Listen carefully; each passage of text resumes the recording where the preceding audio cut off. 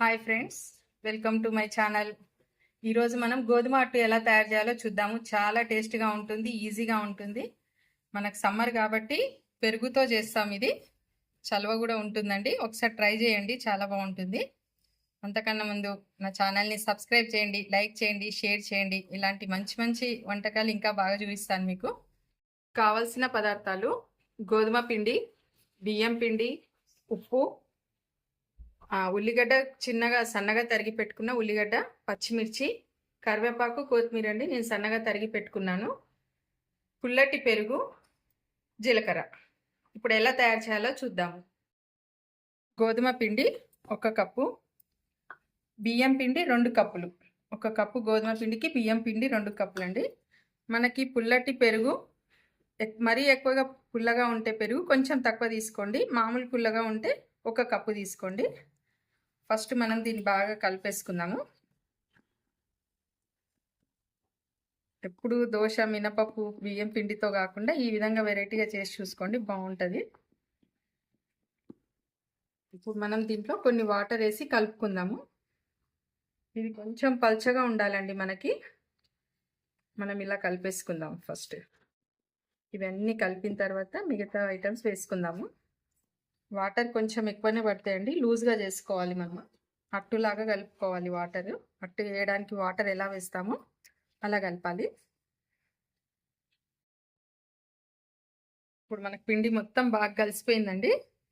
మనకి ఇది ఎలా ఉండాలంటే ఇలా కొంచెం ఇలా ఇలా జారుడు పిండిలాగా ఉండాలి. ఓకే, ఇప్పుడు మనం దీంట్లో ఇలా ఉండాలండి. మనకు ఇలా ఉంటే అట్టు బాగా వస్తుంది. దీంట్లో మనం సాల్ట్ కొంచెం చూసి వేసుకోండి. మీ పెరుగు పులుపుని బట్టి వేసుకోండి. పచ్చిమిర్చి నేను ఒక 4 తరిగి పెట్టుకున్నాను సన్నగా. ఉల్లిపాయ ఒక పెద్ద సైజు సన్నగా తరిగి పెట్టింది. కరివేపాకు, కొత్తిమీర ఇది కూడా సన్నగా తరిగి పెట్టుకోవాలండి. నెక్స్ట్ జీలకర్ర 1 స్పూన్ ఆర్ 1.5 స్పూన్ వేసుకోవచ్చు. ఇప్పుడు ఇదంతా బాగా కలిపి ఒక అరగంట పక్కన పెట్టేసుకుందాం. ఒక అరగంట పక్కన పెడితే ఈ గోధుమ పిండి, బియ్యం పిండి బాగా మంచిగా కలిసిపోయి బాగా నానితే బాగా వస్తుందండి అట్టు. వెంటనే వేస్తే కొంచెం మత్తుకున్నట్టు ఉంటాయి దోశ పెంచుకి మళ్ళీ. అందుకని ఒక అరగంట పక్కన పెట్టేద్దాము. మనకి ఇది ఒక 1/2 అవర్ నానిందండి పిండి. ఇప్పుడు మనం పెనం పెట్టేసుకొని అట్టు వేసుకుందాము.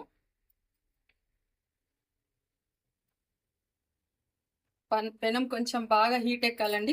కొద్దిగా వేడెక్కొద్ది. మామూలుగా అయితే మన అట్టుకి కొంచెం బాగా హీట్ ఎక్కాక వేయాలి. అట్టు వేడెక్కింది. దీంట్లో కొంచెం ఆయిల్ వేసుకుందాము.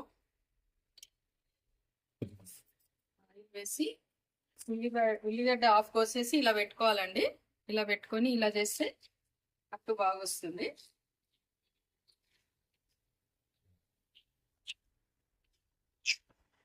ఇప్పుడు మనకి ఇలా ఆయిల్ వేసినప్పుడు ఇలా పొగలు రావాలండి. అప్పుడు మనకు పెనం బాగా హీట్ ఎక్కినట్టు. లేకపోతే అట్టు అతుక్కపోతుంది మనకి పెంచుకి. మనం అట్టుని అలా కొంచెం పెనం ఇలా లేపి వేసండి.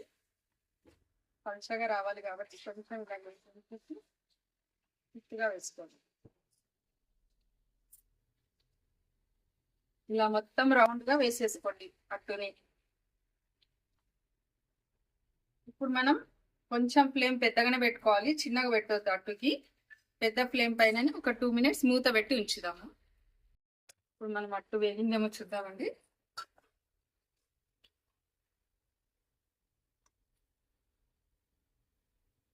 ఓకే, మనకి ఇలా అట్టు లేస్తుంది అంటే మనకు వెనక సైడ్ కాలినట్టే.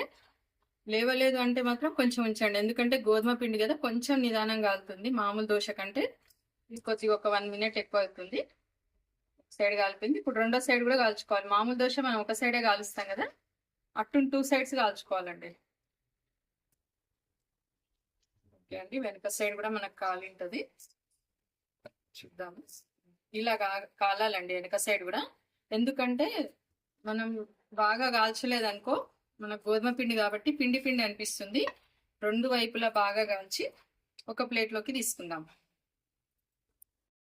మనకి ఇప్పుడు గోధుమ అట్టు రెడీ అయిపోయింది ఫ్రెండ్స్. చాలా టేస్ట్గా ఉంటుంది. మనం ఈ గోధుమ అట్టుని మన పల్లీల చట్నీతో కానీ, మామిడి పండ్ల రసం, ఇప్పుడు మామిడి పళ్ళు చాలా ఉంటాయి కదా, మామిడి పళ్ళు మనకి సమ్మర్లో బాగా దొరుకుతాయి కాబట్టి మామిడి పండు రసంతో కూడా తినండి. చాలా టేస్ట్గా ఉంటుంది. ఒకసారి టేస్ట్ చూసి చూడండి ఫ్రెండ్స్, చాలా బాగుంటుంది. చాలా బాగుందండి. పెరుగు, పుల్లటి పెరుగు వేసాం కదా, చాలా టేస్ట్గా ఉంది. మామిడి పండుతో ఉడతాము. నేనే చేసి నేనే దీని టేస్ట్గా ఉంటుంది అనకండి, మీరు ఒకసారి టేస్ట్ చేసి చూడండి. చాలా బాగుంది. కామెంట్ చేయండి. ఓకేనా? Thank you friends.